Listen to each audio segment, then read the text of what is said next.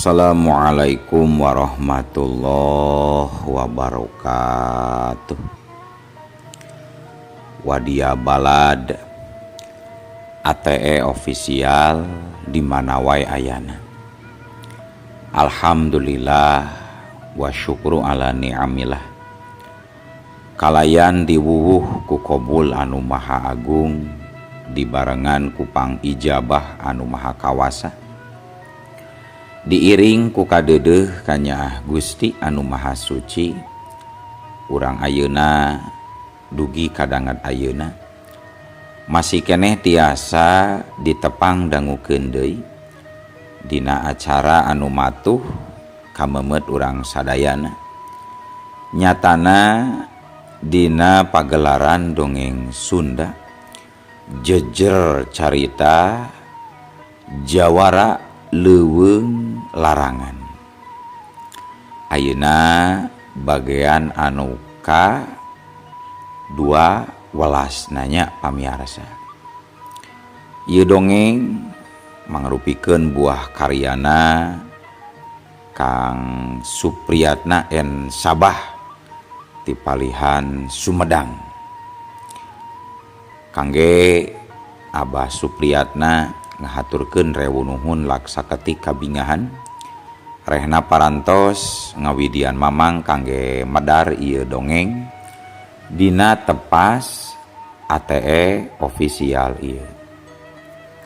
Atuh sumangga kanu teu acan subscribe kantun subscribe heula, ngarah langkung pogot sareng langkung sumanget deui ka si mamangna dina enggoning medar ieu dongengna. Atuh supados teu nyangkolong tingkana waktos sumangga ayeuna mah urang lajengkeun deui dongeng jawara leuweung larangan bagean anu ka 2 welasna. Kumaha salajengna sor cekopina betot simbutna pagan heula tali kolorna bisi morosot merezel morozol uzel-uzelan di tengah jalan. Tumpak dung dung des.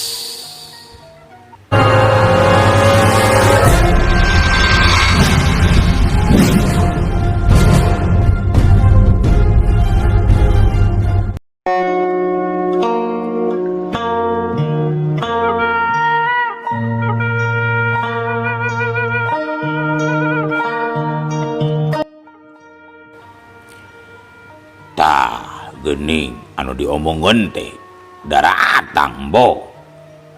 Ai na geuning santanu bohim eta papakean ari laing meuni kararucel kitu jiga tas karuli macul deuleu. Cek juragan Karta katara pasamuana nembongkeun rasa helok anu kacida. Deuleu eta bebenyet teh bet kalalucel kitu.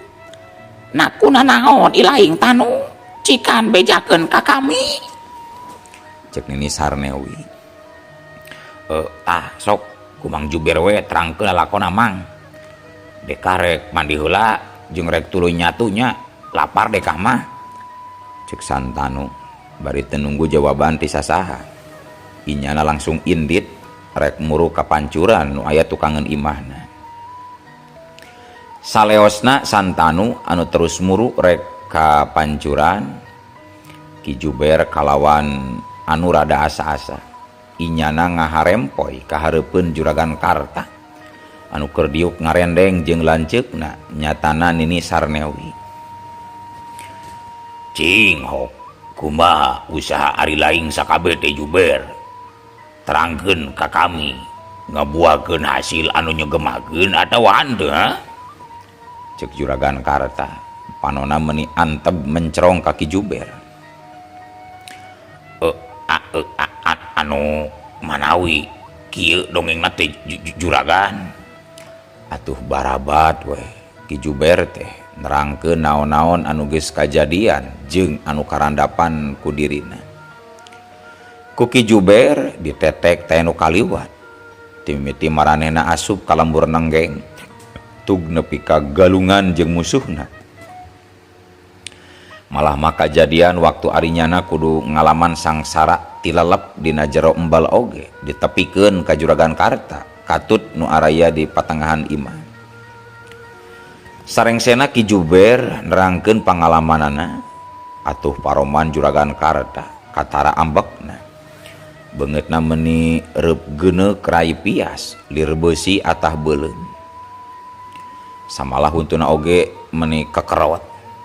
Nandakeun ambekna Juragan Karta anu lain memeusan. Tapi samemeh Juragan Karta rek sapok-pokeun cumarita, Nini Sarnewi gasik miheulaan nyarita. Menggeus Karta menggeus. Si lain teu kudu ambek ka si Jubel oge ka si Tanu. Daeuh haltina ambek-ambekan oge. Kieu bae ayeuna mah kami geus boga cala pikeun nyilakakeun si Uar oge ulang-ulang nangge utamana si Oyo jeung si Kuwu Alga. Cek Nini Sarnewi. Rek cara kumaha deui Embo? Sok gancang jelaskeun. Sabar heula atuh Karta sabar. Kadieukeun heula eta pipiti wadah seupaheun kami Pedro. Cek Nini Sarnewi kalah nitah Ki Pedro sina nyokot wadah seupaheun nu aya di hareupeun Ki Pedro. Ki Pedro teu talalangke inyana gasik nyokot pipiti wadah seupaheun. Laju diasongkeun ka Nini Sarnewi. Geus kitu mah Nini Sarnewi tuluy nyokot salambar daun seureuh pek dipake muntel gambir sasemplek. Jambe kolot jeung saulas apu ditambah saucrit bako tampang anu banget.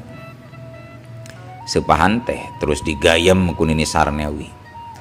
Luahna diciduhkeun kana conggang palupuh awi sina moncor ka kolong imah.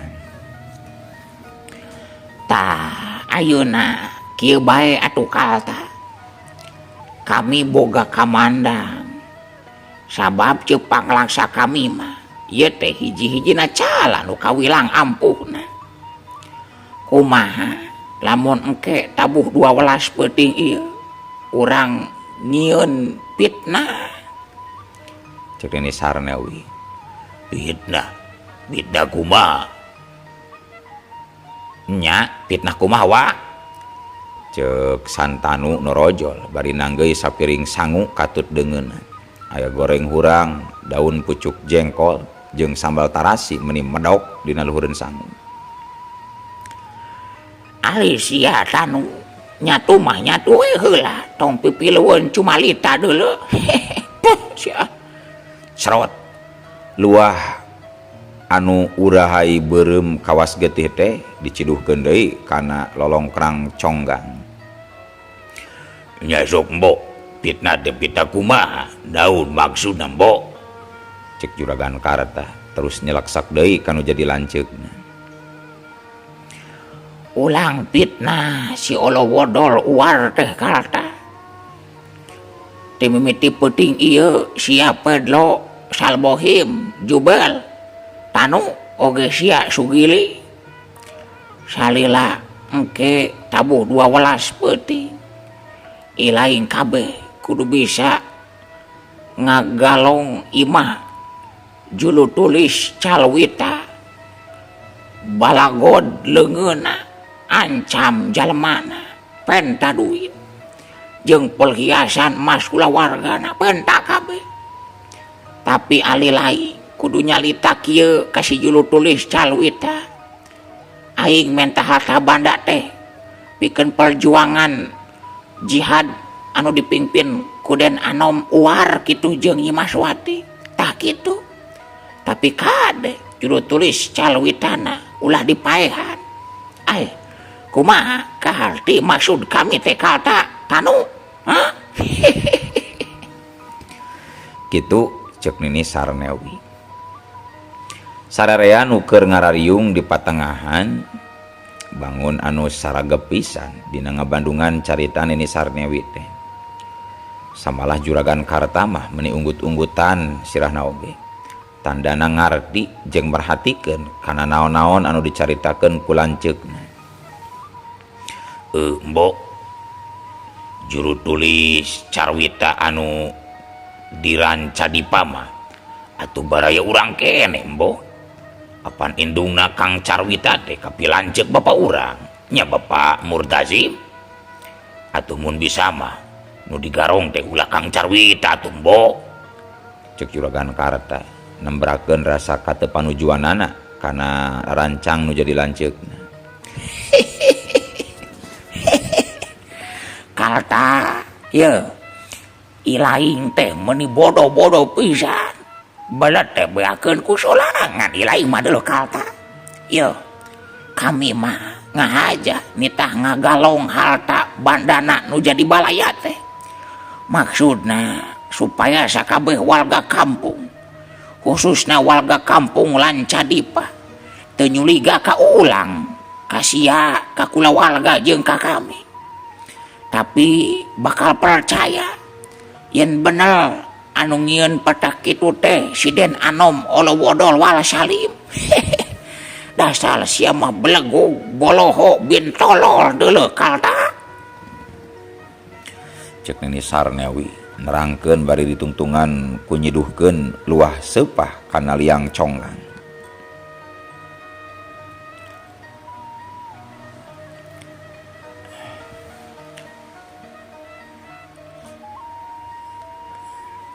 Atuh geus kitu mah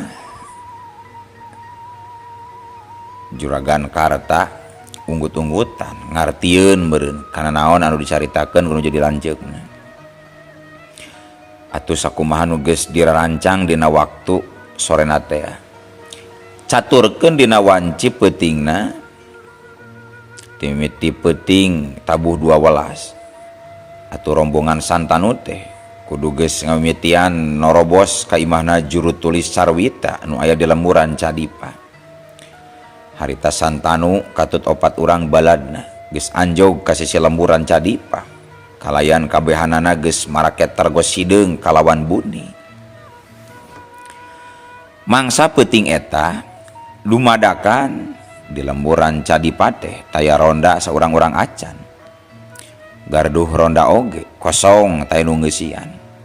Hari lain anjing inguan mangsal kuman da geus biasa hiji-hijina anjing di lembur eta mah sok ngadon molorna teh di gardu ronda. Karasana keluarga pilemburan Rancadipa dina peuting harita mah asa beda pisan jeung Tisasari.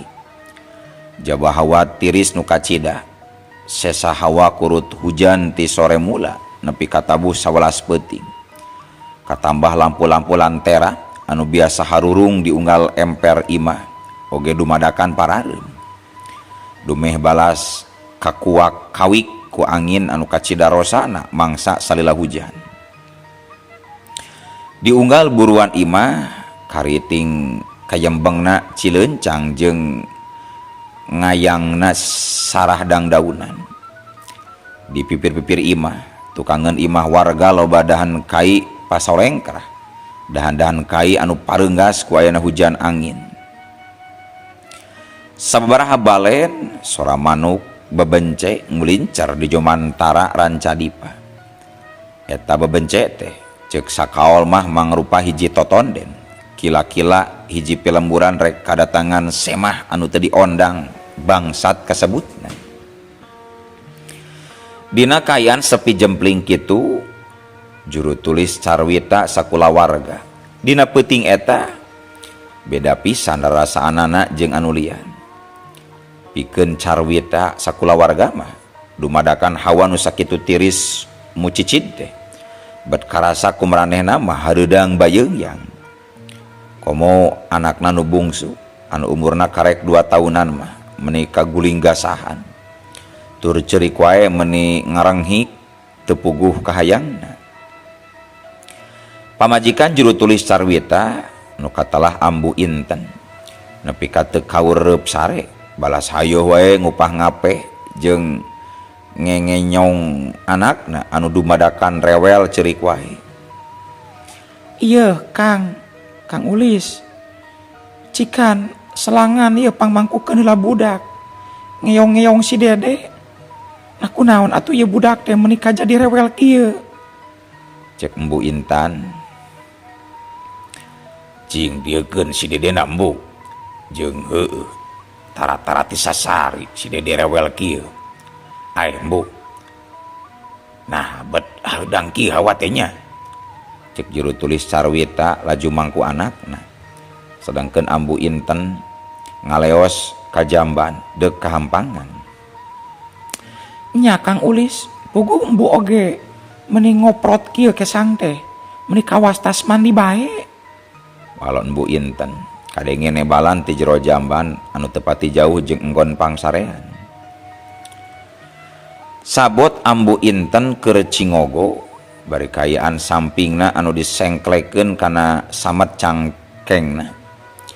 Ki Sugiri teuing jalan mana asupna, ujug-ujug geus nangkep Ambu Inten ti satokangeunana.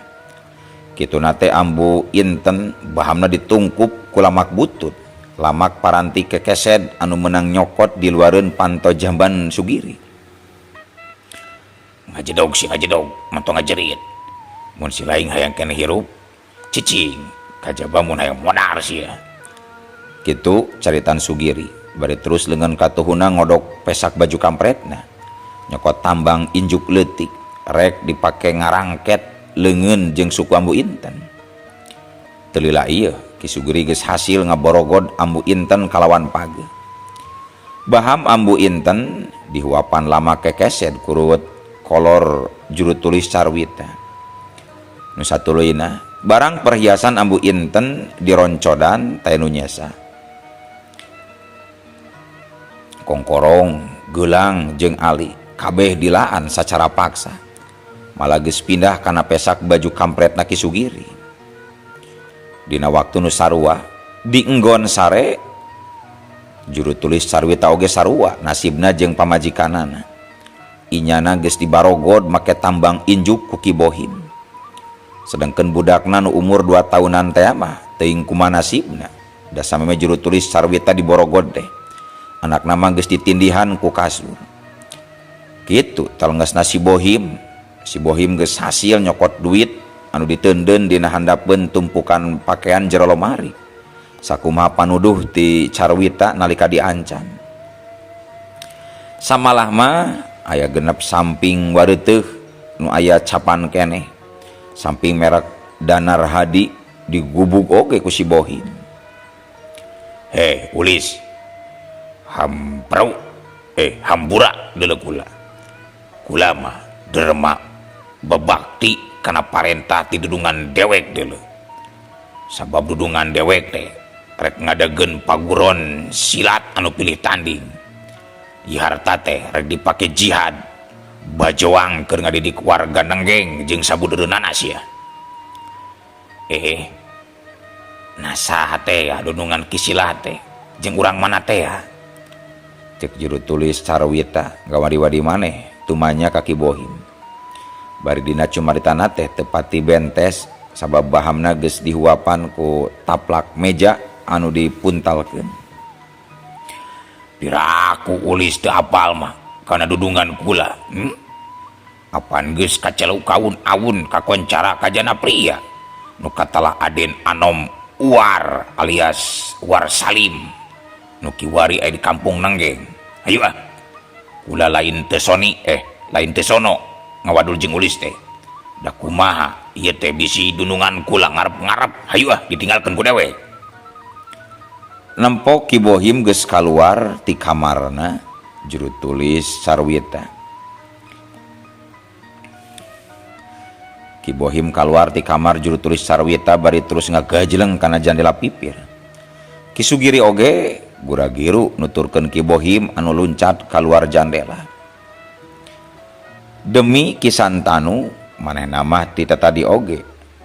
Cingogo we jeung si Pedro oge Ki Juber di sisi balong nu aya tukangeun imah Carwita. Arinyana nungguan hasilna usaha Ki Sugiri jeung si Bohim. Anu leuwih penting mah maranehna kudu nalingakeun kayaan di luareun imah juru tulis. Bisa aya jalma anu nangenan kana paniatan jahatna.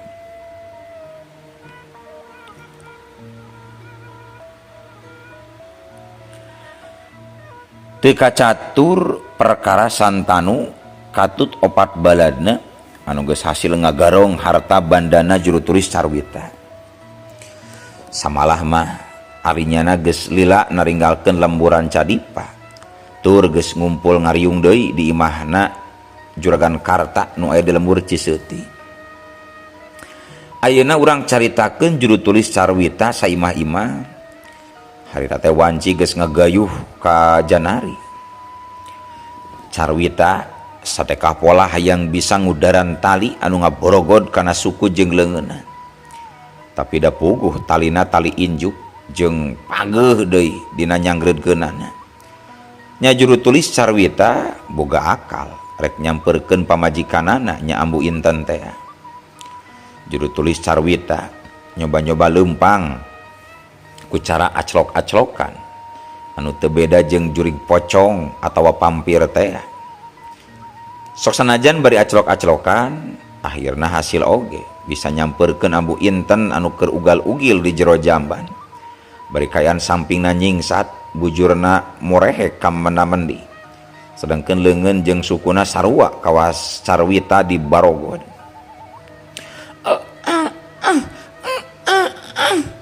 Suara Ambu Inten kadengena ukur we.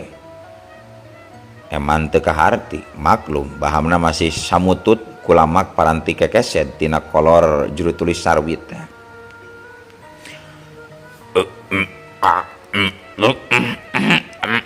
Sarua deui juru tulis Carwita oge sorana teu jelas maksudna. Tapi kituna teh juru tulis Carwita bari terus cingogo. Pek palebah sungut anu diwawalan ku taplak meja teh diasongkeun ka palebah ramo leungeun Ambu Inten. Ambu Inten surti kana maksud salakina. Yen salakina teh hayang dipanglaankeun lamak anu nyumpal dina bahamna. Ramo-ramo leungeun Ambu Inten lalaunan usaha pikeun ngalaan taplak meja anu dipake panyocok baham salakina. Menggeus lesot ieu aduh. Anu nasungut akang mah ieu lesot aduh. Ayeuna tinggal ngalan eta tah lamak dina baham Ambu. Cicing bu cicing. Cek juru tulis Carwita. Kituna teh bari terus ngege lamak nu aya dina baham Ambu Inten.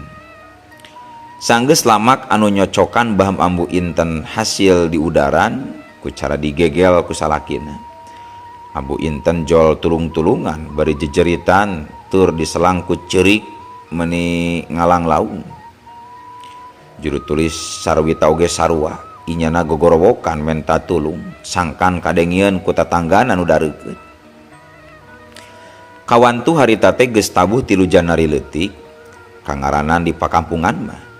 Jam sakitu teh geus loba jalema nu nyararing da geus biasa ibu-ibu masuk ngarejo sampai subuh supaya brai beurang teh tinggal jung ka tempat pagawean ka sawah atawa ka huma. Atuh puguh we barang ngadenge aya anu menta tulung bari aleu-aleuan teh tatangga anu dareukeut jeung imahna juru tulis Carwita mah meuni terus pating torojol nyalampeurkeun ka tempat imahna Juragan Carwita. Anu pangheulana nyampeurkeun teh Ki Darsum. Bubuhan Ki Darsun teh keur nimba di sumur timbaan anu aya di tukangan imah Bicasmi. Tatangga anu pagigir-gigir imahna jeung imah juru tulis Carwita. Aya naon ieu teh baraya? Gerahayu urang tanyakeun ka Jang Uli jayu. Ceuk salah saurang tatanggana juru tulis Carwita anu katelah Ki Darsun. Heueuh aki gerage gancangan tulungan bisa enak naon? Cek Bicasmi milu mairan di antara genap 7 urang tatanggana anu geus pada srug-srog daratang kaburuan imah Juragan Carwita. Jang Ulis, ieu aki Jang. Cikan buka pantona, aya naon ieu teh? Jeung eta kunaon Nyi Inten make jeung midangdam kitu. Cek Ki Darsum pepuntenan di hareupeun panto imah. Kituna teh bari nanyakeun kunaon cenah eta Ambu Inten make jeung midangdam. Jejek wae Ki, dobrak lawangna Ki. Atawa ku sawe nu aya di luar. ieu kuring jeung pamajikan di Barogod ku Garong tulungan ki sok dobrak. Nya tulungan batur-batur buru-buru ieu kami tulungan ieu. Cek Ambu Inten gegerewekan minta tulung geus teu sabareun. Ngadenge caritaan juru tulis Carwita anu nerangkeun inyana di Barogod ku Garong. Atuh anu ting laliud di buruan jeung anu ngajaraga di hareupeun panto teh kacidating rarenjangna. Teu anta parah deui panto imah juru tulis Carwita teh dijejek ku tiluan. Duak beuah. Panto engsel rujad sapada harita. Pantona muliglag bari dengdek. Pak, polis, di mana Pak? Cek Mang Taim asup pangheulana ka jero imah. Bari nanyakeun di mana ayana juru tulis Carwita. Iya di tukang di jamban. Saeta gancang ieu kami tulungan. Cek Ambu Inten. Jalma nu punten. Cek Ambu Inten garwana juru tulis Carwita anu kasohor di Rancadi Pamah. Jalma nu keuna ku paribasa boboko buntung naik meja alias gumede rasa aing uyah kidul pada hirupna nanjung dina sausum ieu.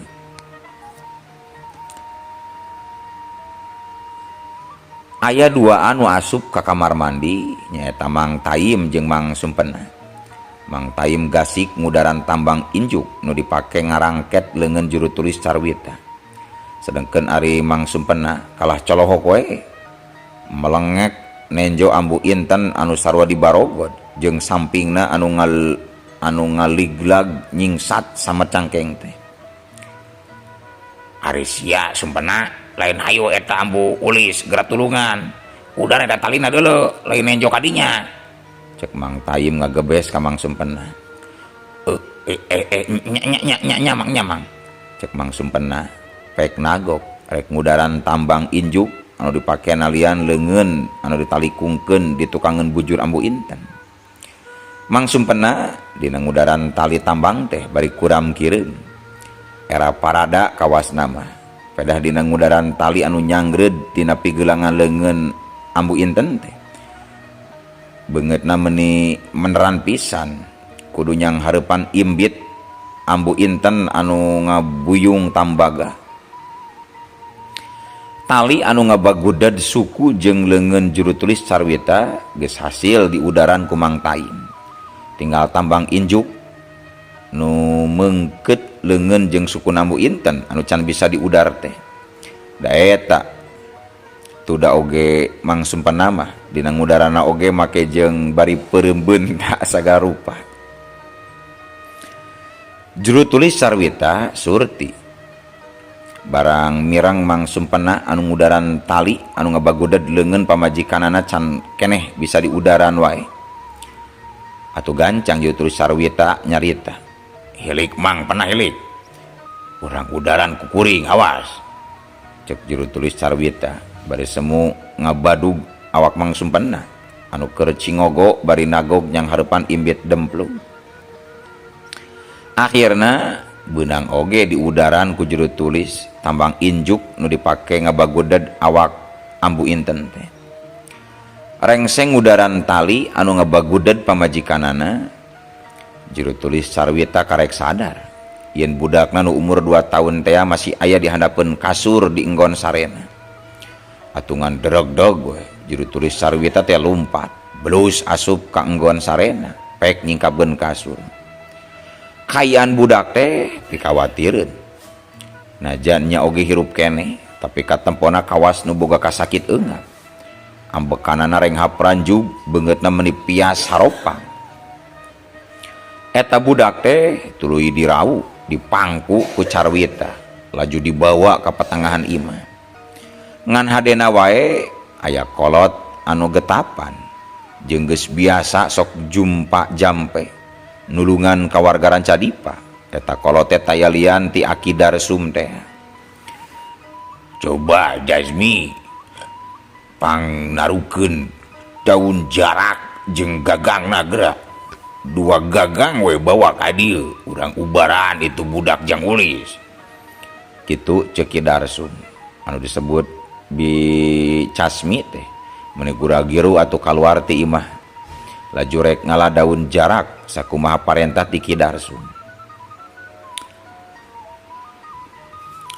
Puguh ngajabreg tangkal jarak mah di piheuletan imah juru tulis sarwita oge berah atuh ukur 2 menitan oge bicasmi geus balik deui bari mawa daun jarak 2 tarukan.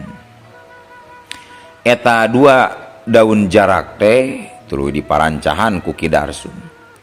Rengsek kitu eta daun jarak teh dipake ngahihidan ngageberan awak anakna juru tulis. Bener aya mustajab oge eta palakiah ti Ki Darsum teh. Teu kungsi lila budak teh katembong cenghar deui. Beungeutna geus teu sepa jiga tadi. Samalamah eta budak teh tuluy nyarita. Hoyong nenen. Eueuh. Waktosna kabujeng seep wadia balad ATE ofisial. Keun atunya. Ieu dongeng teh urang cekapkeun heula we dugi ka dieu. Insyaallah enjing pageto baris dilajengkeun deui.